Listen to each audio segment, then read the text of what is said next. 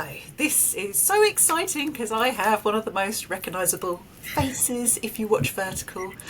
I've got the amazing Mariah Moss here to talk to me, so I'm going to let Mariah Moss introduce herself just in case there's someone in this world who doesn't know who she is, which I can't believe. Thank you so much, Jen. I'm so excited to be here and finally talk to you face to face because I feel like we've talked so much online together. I'm Mariah. You probably recognize me from a Vertical series that you've watched. Most likely Divorced Billionaire Heiress or Forbidden Desires Alpha's Love or maybe another one. So it's been just a wild, crazy year, but this space has been amazing and has connected me to people like you. So how did you come to Verticals? What were you doing beforehand? Where were you with the acting, and how did the first Vertical land on your desk as it was? Totally. I have been acting my entire life. So around the age of 5, I started doing musical theater, and then, grew up doing that, and then decided I wanted to go to college for it. So I auditioned for, I think, 22 universities for musical theater, ended up going to NYU, and then switched to film halfway through, and also studied production while I was there. And then immediately upon graduating, I worked at a production company for close to a year. And the issue there was that I really thought that I could do both, but that was, a proper 9 to 5. And while I got a lot of amazing production experience, I was also booking and wasn't able to make it to a lot of those bookings. So Maple, maybe not right now. I'm sorry. Maple, I'll give this to you after. Maple's like, why not? After I worked at the production company, I ended up leaving that job, and then there was a scary couple of months there where, I was living in New York and was afraid of being able to pay my rent because I was booking but not able to make a living on it yet. And of course, I did every other type of job from nannying to working at a restaurant to bartending and being a barista and catering and truly everything under the sun. And I was really, really pinching pennies. I think I had $12 in my bank account when I submitted on Backstage for this, and I had no idea what a vertical was. I had no idea what a vertical was. And when I received the script for the callback, it was barely translated from Chinese, and it was just... It was a werewolf drama, and I didn't really understand what was going on. It was difficult to understand, but my roommates thought it was funny, and they were like, Mariah, you have to do this for the plot. It'll be interesting, and it paid, I think, $350 a day. That was a lot of money for me at the time, and I did it. And I will say that process introduced me to the space, which was so amazing, and a lot of people on that set were great. At the same time, we shot 160 pages in 8 days, which is close to impossible, and went until tons of overtime. And I just really thought nobody was going to see it. So I just did it for my paycheck. And then that series, a couple months later, I wake up to 53 text messages saying, "Is this you?" And it had just blown up on Twitter. I think the Twitter thread alone had 19 million views within the next couple days, and then there were just TikTok accounts leaking the entirety past the paywall, and there was just so much discourse around it, and part of it was just the tone of what is happening here, because the werewolf ones can get kind of crazy, and then it was sort of in the beginning of the vertical space pressing into the Western Hemisphere, and I didn't know what the vertical space was yet, so I was so incredibly skeptical at the time, and I thought that maybe it would affect my acting career.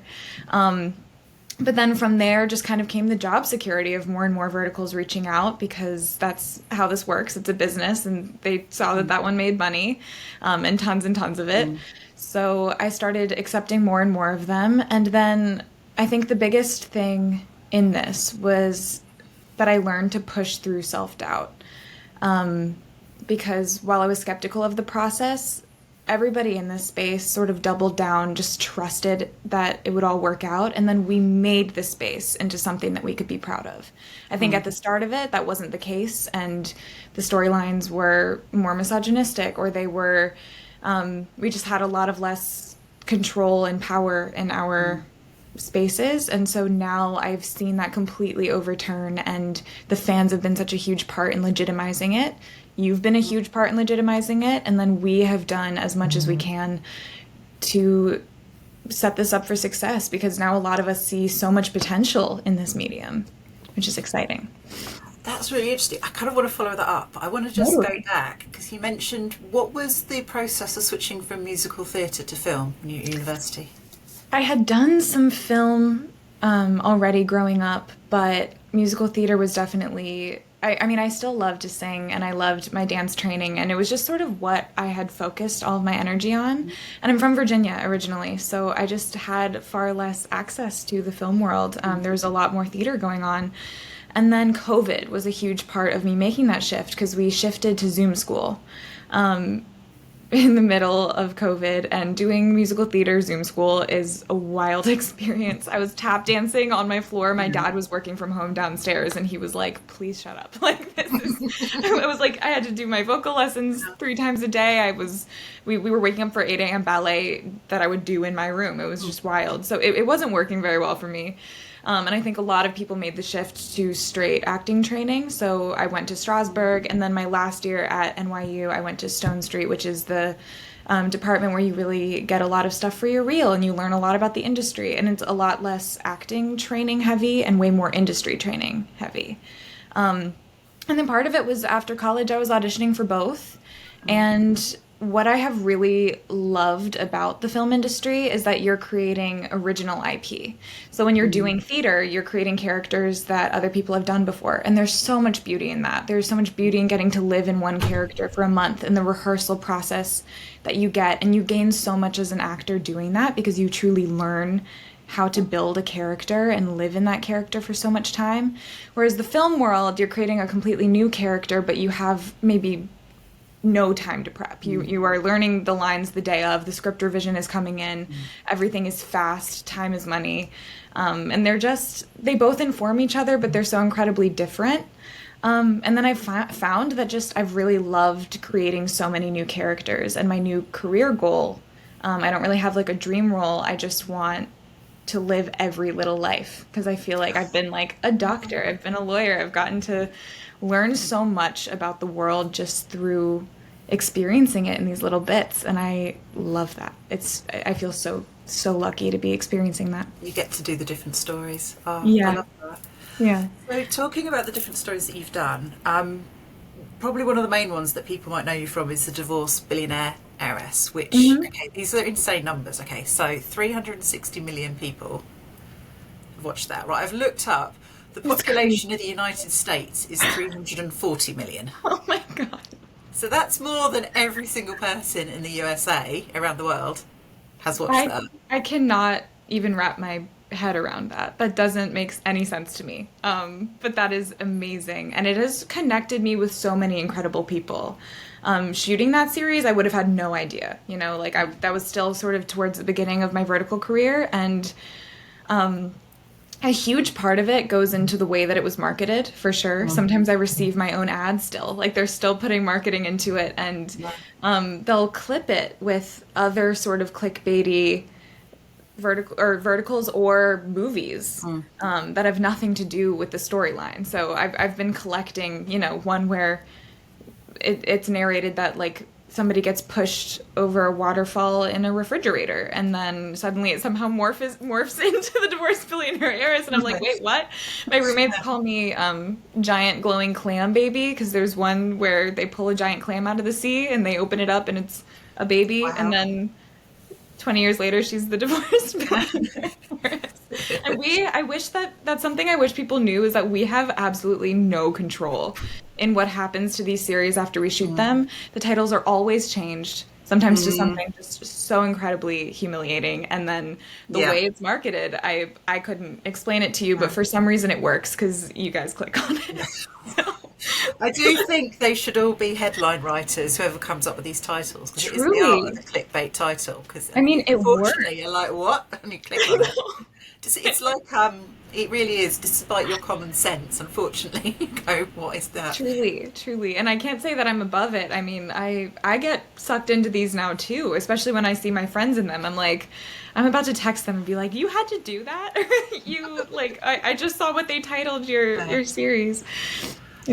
So what was it like working with Hunter? Because obviously, that you've been paired again because it worked Yes. so well that original time. Hunter is truly one of my favorite people on this planet. Divorced Billionaire Heiress was his first vertical, my fourth, I believe, but only one of mine had come out at that point. And then he came into it just kind of blind, and this is a recurring theme that the people that have been in verticals sort of have to guide the way for the new people coming in, because it was done for me, and then we've passed it along, and then Hunters, of course, pass it along to new people that have been cast with him. And so, I was just like, you just kind of got to do it. And he was like, okay. And through the process, sometimes you just form a connection with your co-star and you just become so incredibly close. I mean, you're together for 8 to 9 days, from the crack of dawn to midnight every single day, and the only way to get through these is just genuinely sometimes laugh through it all. Sometimes it's ridiculous, sometimes it's honestly hard to get the lines out, but we support each other. And Hunter immediately became it became clear to me that he's like the goofiest person and yet handles himself so professionally. And I'm so grateful that the fans loved us together, because that meant that I got to work with him again and again. He and I actually then shot a feature together in July in Chicago, which should be coming out next year, which will be super fun. And that was just sort of by chance. It was like a male lead dropped out and I was able to recommend somebody, and he auditioned for it and he was perfect, genuinely better than anything could have worked out. And then, yeah, I miss him so much. We were talking earlier today. He's the best. So obviously that's a massive hit, and then you've played, I think, quite a wide range of roles. Obviously you've mentioned Doctor. I wanted to talk about Crush on an Unwanted Princess, because people aren't aware, in the awards that I've been running, there were a lot of roles that you were nominated for. You were in a sort of slight fight with yourself. People knew they wanted to nominate you, but that was the role that people went for, because you've been nominated for Best Actress in a Drama for your role as B in that. And I really enjoyed that one. I think that's one of my favourite performances of you, because I felt you got to do a lot more. Yes. Because I think particularly once M comes into it, and it sort of moves beyond the sort of the romance to actually, I think it's like a cat and a mouse. Yes. Being M kind of circling each other and trying to get the better of each other. Did you feel that when you looked at the script? Were you like, yes, do a bit more here? Oh, yes. I understand a lot just about screenwriting and formatting and structure, and this is one of the only verticals that I've gotten that follows like a goal action obstacle, which is just what makes a story interesting. And so when I received the script, I was like, this is a good script. This is so good, and I was so excited about it. M, played by Nick Ritacco, he absolutely killed it. He is just perfect for the role. So he went to NYU back in the day too, and we bonded so much over our similar training, and he is just one of the most incredible scene partners to have. And I will say that about Noah as well. Those are two of my favorite people to share a scene with. They are so much fun to act with because they'll play off of you, and every single time that you do a take, if you do something different, they'll react differently, or they'll do something different and throw something at you to react to. And that is the greatest gift in acting, is to be surprised in the moment. And not everyone can do that. And you can still get a really passable performance. You can still have a great time. But that is what makes it really fun. And so having both of them as my co-stars in that series was just such a gift and such a joy. And then on top of that, I loved Bea so much because she was determined, courageous, witty, was funny, and like really in control of her sexuality. She was sexually liberated. She wanted to be there. She liked the person that she was supposed to be with. And then she was also so rooted in her femininity. Like, I loved how brave and strong she was, and yet she still loved makeup. She still loved wearing cute outfits. And I love characters that are able to show that duality and show that women are all of those things. And so Bea was just such a fun character to create. She was so much fun. One of the things that I think stands out about that series as well is, I think we both kind of have similar views in that we're not fans of the slap happy vertical. No. And I think what really works in that is because that isn't there, when there is a bit of violence, when what happened, I don't want to give away too much, but when, From Unwanted? Are we talking about Crush on the Unwanted Princess? I'm talking about Crush on Unwanted Yeah. Billionaire. So when it Yeah. does happen, it is driving the story forward. It is more shocking, and it serves a purpose, and it moves on quickly. And I think that's something that I worry that they don't realise, that apart from it not being pleasant to watch, all this sort of endless violence, it actually nullifies and deadens the impact. And actually, one small thing in the hands of good actors, and actually you can just do it with menace and reaction, is much more impactful than this sort of, nastiness. Would you agree? All comes down, I completely agree. And I think it all comes down to tone as well. There are different types of violence, and sensationalized violence against women is so different from a woman in a power position sort of meeting her match with a man in a mafia-esque sort of showdown versus being tied to a chair and it being clearly so sexualized. A tone is and nuance are things that are really important to understand, and I'm not sure that a lot of that translates from Eastern media. A lot of the scripts that we receive are not written in English, they're written in another language, and then while it may work in a certain context, once it's translated, there are just things that are missing from the nuance, from the context. And you have to understand the audiences that are watching it and the places that they're coming from in watching it. And I think that's something that we lose a lot. And so that's why with B and Crush on the Unwanted Princess, there is some violence, but the tone of it is just far, far different. It's different from having a sort of a woman in an espionage position versus a woman who has been financially entrapped or emotionally manipulated, and it's very different. And it's much more rewarding as a viewer. So I just want to say, I'm sure that's partly why that one's done so well, and also people loved your performance in that. So talking about Mariah Moss, the action heroine, I really liked Time Out as You because I felt it was a real experiment with something new in verticals. And interestingly, I've actually seen some original Chinese, Korean dramas that kind of sort of had that storyline. So I was quite interested to see the Western version of it. Would you be able to explain, because you'll do it better than me, briefly what it's about and what you thought when you saw that script? Of course, yes. That was offered to me in a 2-project deal. And so both scripts were sent to me, and the first script that I shot with them, they put far more money into, and then Time Out with You was sort of tacked onto it. And then when I read both scripts, I was like, wait, I'm so much more excited about Time Out with You. That one is so much cooler and newer. But there is a trend in this space of production companies being afraid, or I shouldn't say production companies, apps and platforms being afraid to pour money into something that's new and unproven, which is completely understandable. And these things take a lot of money to make, and the apps put millions into developing their platforms. But I was so excited about that one, and I loved that element, that new storyline of the countdown numbers, her being able to see until the amount of time until a person would die, and it just starts from the urgency right from the beginning. And like we were talking about, those screenwriting devices are what make things interesting to watch and suspenseful. And if that is sustained through an entire storyline, then all of the romance and everything in that can still exist with the heightened emotions, with the drama, with the soapy elements that people still love. So I loved that storyline. That was so much fun. Because I think one of the things that works really well is it brings in the vertical elements, because you've got, the vertical villainess who's stirring things up. And there's this brilliant thing where your character's like, I'm so annoyed with you, but you're going to die, and I still need to save you, so I'm going to have to take you out of here, but you're really annoying.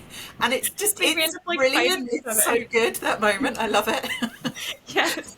That one was really fun. I genuinely enjoyed it so much. And then I'm taking that into what we're writing as well. So I've got a couple scripts in development, and all of those, we are still trying to give all of the soapy, dramatic, romantic, sexy elements that people love, but we want those new storylines, and we want elements like Time Out with You, like Crush on the Unwanted Princess, that thread through new, interesting storylines and understand creating suspense, and then make that paywall worth it. I mean, you're spending your hard-earned money on this, so let's give you something new.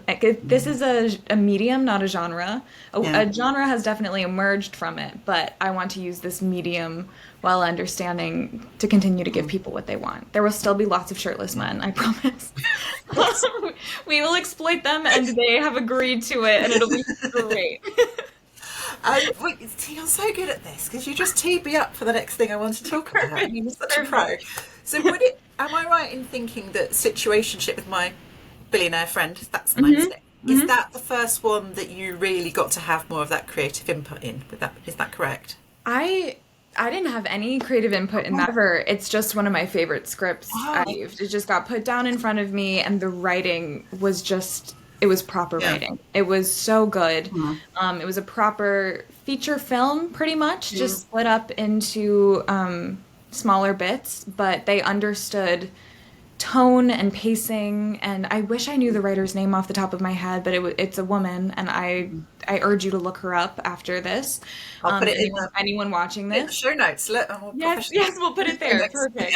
But she really understood the assignment, and it worked in a vertical format. People loved it. They kept clicking, they kept watching, and yet my character, just for genuinely one of the first times, was just allowed to be a modern woman. A modern woman who had, all of her flaws still. She had commitment issues, and she was just a well-rounded character that I got to build. And that team just had their ducks in a row. They were so professional. We were so well taken care of, and the quality comes out in the way that they colored it, scored it, everything just truly, I'm so proud of the way that project turned out. Everyone just did their jobs so well. And was that one of the ones, did you make that in Turkey? In Turkey, yes. Yeah. And I loved that. I mean, Turkey wasn't even on my radar. I'd never been there before. It wasn't on my travel list. And now it is one of my favorite places I've ever been. And if anybody gets the chance to go, Istanbul is such a beautiful city. And we were just treated so well there. Because I find it really interesting because, I've basically watched romances. I don't mind where it's made. If it's a good romance, I'll watch it. So I've watched quite a lot of Turkish soaps, and my issues with them is they're amazing, but they go on forever. Yeah. They go on forever. And then you get really invested, and then they do that. It's all a dream. He's forgotten it. We're going to tell the story all over again, which is why I prefer verticals. I want the finish. I want a complete ending. A catharsis. But was it quite interesting? Because obviously I think the Turkish film crews bring actually so much knowledge of how to keep people hooked, how to film those things. Were you able, particularly with your interest in production, to pick up some of that when you were working in Turkey? Absolutely. I think what I noticed was just a higher element of professionalism in Turkey. I think I don't want to disparage the film sets that we do in the US whatsoever, because it's definitely a mixed bag. Like, you will get on a vertical set in the US where nothing goes the way that it should, and there isn't crafty, and we're not getting fed on time, and we're going into overtime and doing 16-hour days and on our feet the entire time. Nobody puts a stand-in, and the director hasn't been updated on the script updates that they promised they would make.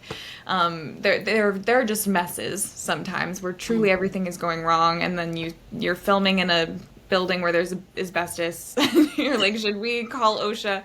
Stuff like that happens on verticals because they're non-union sets. But then also, even within the US, we will shoot, and every person on the crew will do their job beautifully, and we are treated so well, and there's so much consideration in protecting the actors, and we are out of there in a reasonable time, and it's sustainable and everything. Turkey was just beyond professional, and I will say part of it, in both shooting in Turkey and Mexico, those two productions, money goes farther there. And so we're working on a vertical budget, which is far lower than a feature film, but we are being treated as if we would on a feature film, because they have the money for trailers when it's cold outside. They have the money to put heat lamps out, or shoot in a castle, or have proper crafty catering for everybody. And so I think that's definitely a part of it as well. But we were treated beautifully, and they know what they're doing because of the film industry that exists within Turkey. A lot of these people on the sets had never done a vertical before, so they're coming with that feature film knowledge and understanding how to light a shot and do practical shots and make something look cinematic. So clearly I just said so many words. I feel very strongly about this, but it made it a really sustainable experience for us, even with that 11-hour time difference. So I just think it sounds so exciting, because it's just everyone can learn from everyone else and sort of pick up skills and ideas and knowledge. And how The funny world that you gets so mentioned much Mexico. smaller. Say that one more I time. happen to know what you filmed in Mexico. Yes, you do. So you filmed, oh, this is my favourite thing. You filmed a little thing called Love and Blood. Yes. So obviously I've been running these awards, and it's supposed to be stuff that's come out in 2024. So what do I get in nominations? Loads of people nominating Love and Blood. It's the best thing ever. This is not even released yet, and I adore that for you. Could you talk a little bit about Love and Blood and how that came about and you got involved in the project? Absolutely. I'm still pinching myself over how I was involved because I'm still so honored. I think this was just such a huge testament to what the vertical world has built. And that testament to what I was talking about earlier and pushing through that doubt, because I had never met Eric. Kira and I had spoken online a little bit, just saying, hey, I know who you are, but I live in New York, they all live in LA. I've never been able to meet them in person. And then Noemi and Mark, I had never even encountered. But Eric planned Vertical Friendsgiving, and I booked a project in LA starting, I think, right after Vertical Friendsgiving, and then I was planning to go to Turkey, and then I had a back-to-back project back in LA right after Turkey. So I knew that I was going to be in LA for the month, and I was like, fine, I'll come a little early, and I'll come to Vertical Friendsgiving. I was staying at Kiki's house while I was in town before my project started, and I went, and when I was there, he was like, by the way, my friend Eric is coming over to make the turkey for tomorrow, the guy that's like planning this with me. Eric comes in and he's like, I cannot believe you're here. We start talking, and of course Eric's the best. We immediately hit it off, and he's like, I can't believe you're here because my team actually specifically wanted me to find you at Friendsgiving and talk to you because we have this project in Mexico. We really want you to be a part of it. And I just immediately was like, well, you caught me just in time. I was about to sign on to another project and I won't now, and let's do it. Let's absolutely do it. And I had no idea what the project was. I just got such a great vibe. And then the next day was Vertical Friendsgiving. I met everybody in person, and Eric pulled us all aside to tell us that the project had been greenlit. We had contracts the next day, and even just in that process, I could tell that it was a really special team. And I just felt so honored to be a part of it. And then in the lead up, it was crazy because Dimitri, the writer and director of this, wrote this script for us. I'd never experienced anything like that in the vertical space. I don't think I've ever experienced that in the linear space either. Just such a joy because we had a big Zoom meeting where he asked us what we thought our strengths were as actors and what we would love to see in our characters and if there was anything that we really wanted to do. And without saying too many spoilers, we had this opportunity to talk about a lot of the things that I talk about with you. So the final script it has that element of suspense that they drag through. It has a goal, action, obstacle. It is just a proper script with proper structure and proper pacing and amazing tone. And each character is so vastly different from everybody else, and their voices are so specific. And then we're also tapping into things that the rest of the vertical space has been really reluctant to do and really slow to incorporate. So you're going to see some more representation and some more diversity in this one.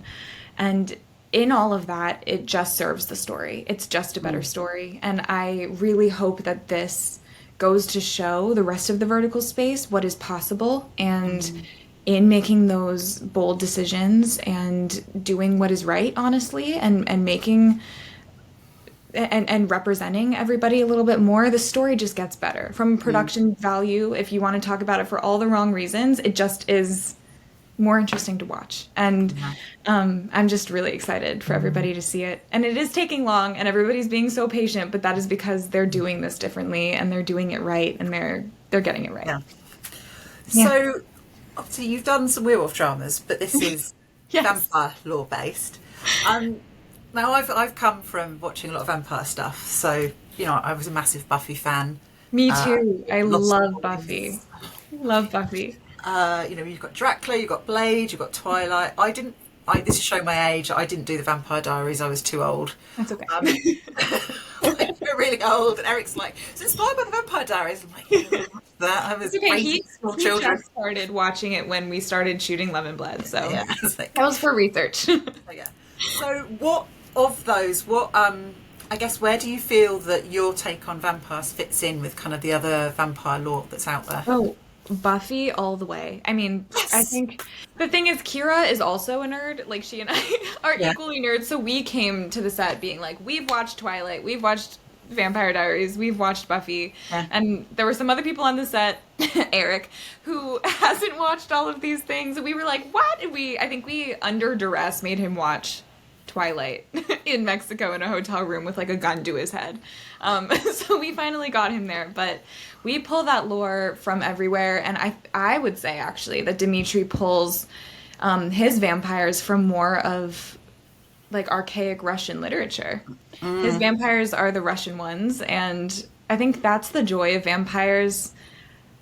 I hate to say this, I like vampires better than werewolves. And werewolves have their time and place for sure. But vampires come with they've existed in literature for the longest time. They come with so much lore. And I think in that there's something so much fun to explore. You know, like how long have we been alive? When did I become a vampire? And so there's this whole aesthetic that emerges, and your characters become immediately just so wise because they've seen it all. They've been around for such a long time. And I think that was a really fun thing to play with. There's a specific episode of Buffy where they do sort of an origin story for Angel and what's his? Angelus. And Yes, Angelus and yeah. I'm trying to When they remember go back who his through when he's sort of various yes, disasters in Europe that him of and his course. gang wreak havoc on. Yeah. Exactly. Yeah, they go back to like Victorian era Yeah. England. And I think we sort of pulled a lot of that aesthetic, that tone, that vibe, and a lot of inspiration for our vampire characters from that sort of lore right there. Because one of the things that's quite striking is with the sort of images that you have released is obviously the costumes, and the look of it is quite, I would say, iconic already. How did the costumes, and actually just generally, how do your looks come about? Do you get input these days? It depends on the series. I would say Love and Blood was the one that we had the most input on. Often, especially if you're coming in from out of town, I mean, we'll often do a half day rate for a fitting, and you'll go in and they'll have it there for you, and maybe they'll be able to tighten things up for you or hem something, but often not. Often it's just deciding which color looks better on you, and then often you don't get a fitting at all, and you show up and the costume doesn't fit, and they're like taping it to you. Love and Blood was so entirely different, and Pam was the head of our. I can send you her Instagram later to put right there, Yeah, but we'll she's such a brilliant costumer, and so the day that we got to Mexico, we had enough time where we had a few days leading up to it where we were doing rehearsals, table reads, and we were able to go to a proper fitting. And she has this giant warehouse with so many pieces to pull. And so Dimitri was such a huge part of that too, our director. And he would have us come out one by one in something that Pam put us in. And he was so picky. He would say, nope, go back, go right back in.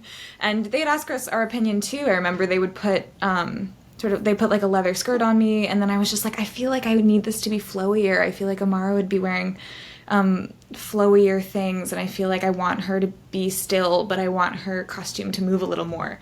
And I tried saying that, and I was so hesitant to do so because I was like, it's a vertical. They're immediately going to tell me to shut up. But they were so receptive to it, and they listened to me, and by the time that I got into the entire costumes, by the time that our makeup artists had put on the dark lip, I was her. And they were so specific about the nails, and they were specific about the jewelry that we picked.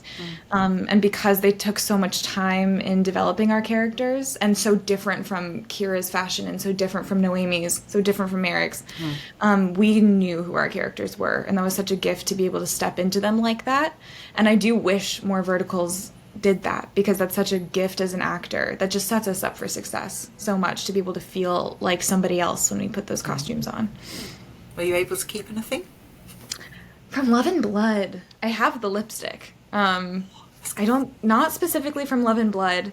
I won't say that I steal things from sets because I really, really try not to, but every once in a while I accidentally end up with a necklace that I wore home or something. I'm looking right now and I accidentally took this from the set that I just did with Sam Meyerson on App Shorts. I was unpacking and I was like, oh no. I took this by accident, and it happens. I don't think I have anything from Love and Blood. I was talking to Daniel Bateman the other day, and he said that they had some really good suits that fit him really well, so he bought them afterwards. So now he's got his billionaire suits in the wardrobe, and like, right, I'm sorted. Here you go, 4 billionaire suits. Which one do you want? If a costumer really likes you, sometimes they'll just zip something into your garment bag, and they'll be like, shh. They'll be like, "Tell production, we just lost it." And I've definitely bought stuff from sets too, because these costumers know how to dress us better than I do, for sure. I mean, it is stunning, and I do think that is something people love about verticals, and that they like the glamour. That's really interesting. So with all the Love and the Blood, obviously we know that there is a wait. What can fans do to support it? Because I know that you've got plans for more than just one thing. The idea is there's more of a multiverse going on, isn't there, and a franchise and other things. How do fans make that happen for you? What do we need to do? I think the biggest thing right now is patience and to continue to be excited about it, because I know that with verticals we're used to things coming out 2 months after they were shot. I know that it's been a long time, so just keep that hype going. I think that means the world, and especially as we are trying to find the right home for this, for the apps to see this amount of excitement around it. It has made this attachment process very different, but that is so valuable, and really gives us the ability to have creative control and then create something better for all of you. And then I think, keep an open mind, because in this franchise we are discussing the idea of prequels and spin-offs, and in that there's patience too, because each character is going to get their moment, and this might, it might take 10 years to make, but we're going to do it. So just stay in it with us, because you're a part of why we're creating this, and we're also listening to you. So tell us what you want, because this is our opportunity to kind of tailor make this stuff to exactly what you guys say that you want, which is so exciting. It's so cool that we've sort of morphed into that side of it, and that verticals have given us that ability to do that. What is it like, basically, with the fact that you do get a lot of fan attention? Obviously there's some amazing things happen. I know you've got some amazing, I'm mainly on Instagram, but just amazing accounts that are just so creative with what they do, and you get this stunning fan art. And then now for Love and Blood, people are so inspired in creating these things. What is it like? That must be, is it almost surreal that happens? It's so surreal. People doing this. It's insane that in January of last year I had $12 in my bank account and maybe like 6,000 followers on Instagram. And again, it isn't like about the follower count. I've never been good at Instagram. I think you probably can tell that I'm not the quickest to respond, because I don't have my notifications on. If I do, I can't get anything done. It's part of the ADHD thing that we'll talk about more in a different setting. Yeah. But it's the idea that this has connected me with so many people, and our fans are some of the most creative people.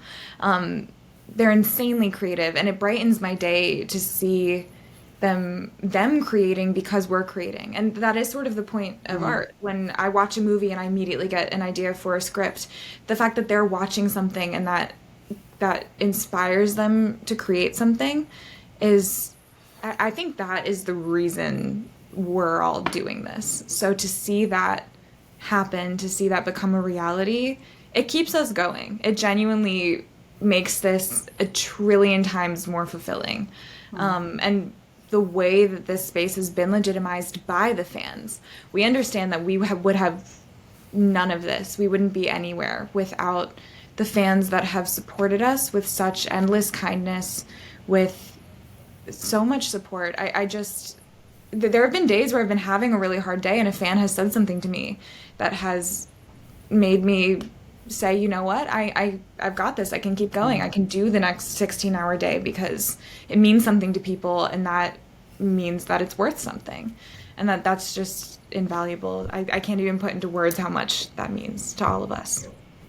So I think that's one of the things that I always try and get across to anyone I communicate within the industry. So it's my family in the background. Thanks, kids.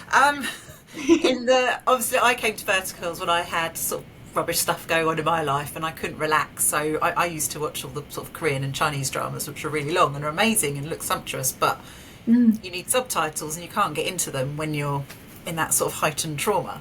So, and I did the usual thing we all do. If you find something either on Facebook or TikTok, you know, the clickbait title, what on earth is that? And you follow it through.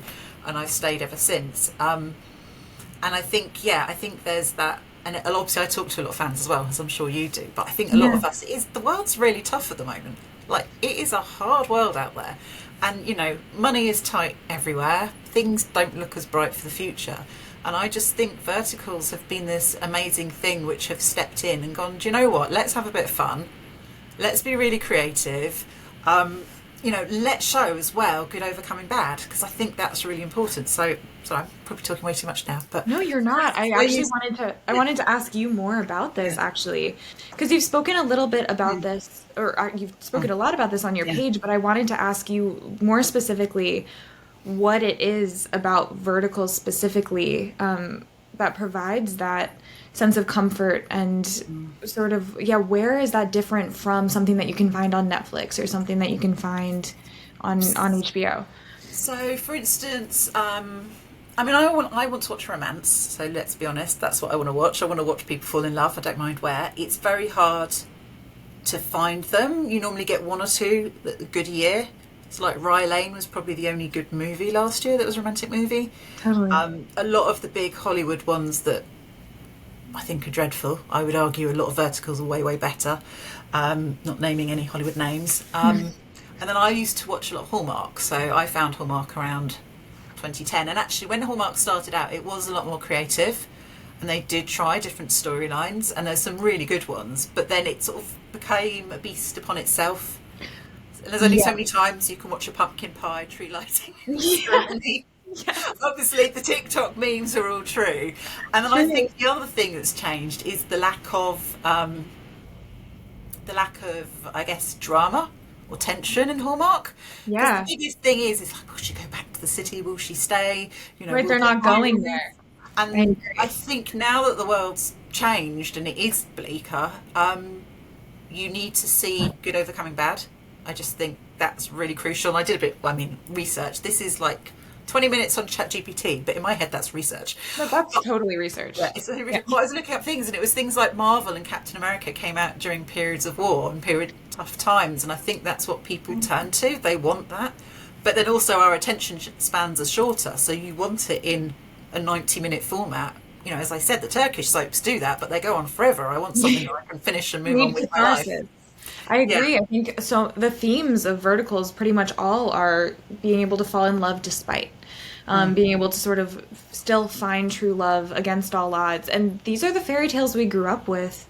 And this is just the acknowledgement that adults deserve that too, and deserve that romance. And I think that it has been, the Verticals have become such an unexpected hearth and like gathering place for people that need that and are looking for it. And it's strange too, because I would say the most of what I consume is like prestige drama. And then in what the Vertical space has created, I won't say all projects because I take issue with a lot of the projects, but a lot of the other projects that I have been really connected to, I have found so much inspiration from and so much connection to, and have been able to I don't know, sort of join in on that, and that's given it to me in a surprising way, in a way where I didn't think I was going to. So again, it's a medium and not a genre. And what you said happened to Hallmark. We all see the potential of that happening with Verticals, and we're going to do whatever we can to make sure that this is an ever-evolving space and that this medium reaches its potential. I do wonder if there's a age thing as well, because I watch what I would call prestige dramas in my 20s. You know, I had the list of the Oscar winners, and I was like, I'm going to watch all the Oscar winning movies. And, you know, that was when things like The Wire and Sopranos and S.H.I.E.L.D. were out of my life. So I was watching those. But I think as I've got older, so for instance, I don't think it's been big in America, but Adolescence on Netflix. I haven't seen it yet, but I've heard so much about it. So, I mean, they've not stopped talking about it in the media here. But I have no interest in watching that. because I know already, and I have many friends who have teenagers who are hospitalised or off school or have severe mental health problems. And it's like, I talk to people with this every day. I don't want to watch that in my downtime. I need to switch off. So I don't know if that's an age thing, but now I'm like, I don't actually want to watch those things. I'm sure it's brilliant and it's fantastic someone's made that, but actually I want to watch, I'm sorry, I want to watch someone handsome fall in love with someone beautiful and make the world better. I don't think it's an age thing at all, because I think once I was exposed to it, I definitely understood the value in it. And I, of course, grew up screenwriting and have a lot of screenplays that I'm sitting on, and a lot of them I used to just write what I would watch. So I would try to write prestige dramas. Now that we're writing verticals, I will say I am having an absolute blast. It's both a far harder feat than writing just a feature film, and it is such an incredible writing exercise and such a great challenge that is actually serving the story so much. That suspense that you drag through, that goal, action, obstacle, and the fact that it's all romance, and that you need to keep it exciting, and the pacing so quick that every minute and a half there needs to be a cliffhanger. Writing to those guidelines has made me such a better writer, and it has made me create things that I'm far prouder of than the screenplays for feature films that I've written.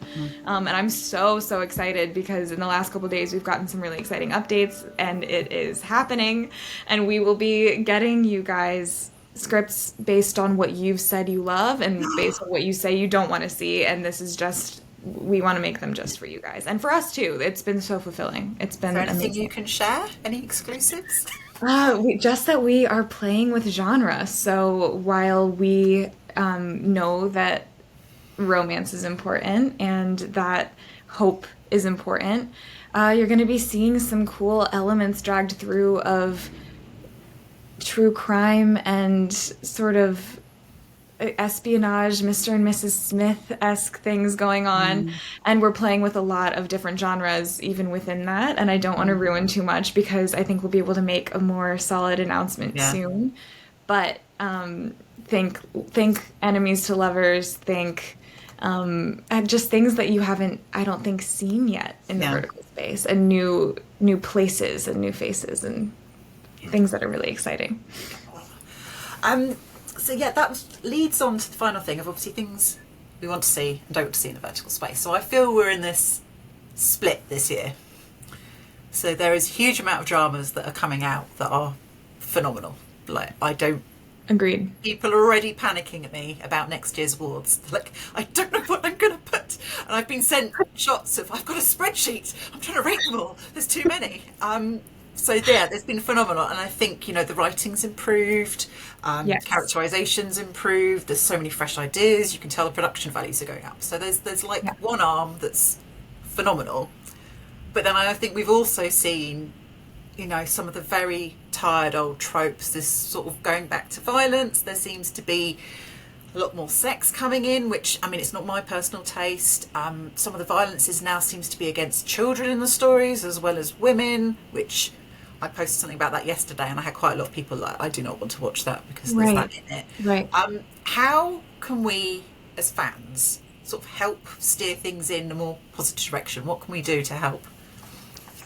I wish I truly knew the answer. I think that swing in the positive direction that you've been seeing is a result of so many incredible creatives seeing potential in this medium. So I would be so far from the truth if I was saying I was the only person doing it. I'm producing with Eric Gilmet, and he's somebody who, of course, did Love and Blood, and he was part of that movement. But we are one of thousands of people who have been able to do that, which is why you've seen an upswing in new storylines and just like brilliant verticals being made with that better production value.